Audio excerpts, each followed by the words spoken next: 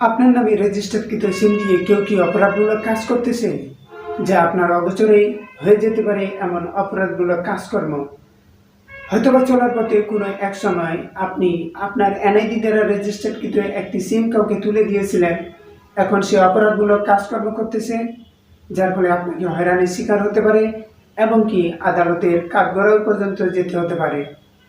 So বন্ধুরা, আপনার NID দ্বারা রেজিস্টারকৃত কয়টি সিম রয়েছে এবং অপরাধমূলক কাজকর্ম কেউ করতেছে কিনা তা জানতে ভিডিওটি মাস্ট বি কন্টিনিউ করবে।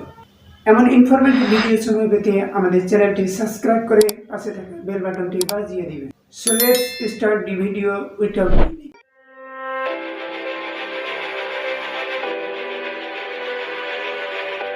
আমরা আমাদের ফোনের ডায়াল প্যাড অপশনে যাব, এরপর *16001# ট্যাপ করে কল দিব। এখন আমরা আমাদের এনআইডি কার্ডের লাস্ট 4 ডিজিট বসিয়ে দিব, এরপর সেন্ড অপশনে ট্যাপ করব। আমি কিছুক্ষণের মধ্যে একটি SMS পেয়ে যাব। এখন আমি যদি SMSটি ওপেন করি, এই যে দেখুন, আমার এনআইডি কার্ড দিয়ে টোটাল 6টি সিম রেজিস্টার্ড করা রয়েছে। গ্রামীণ 3টি, বাঙালিং 1টি, রবি 1টি এবং টেলিটক সিম 1টি।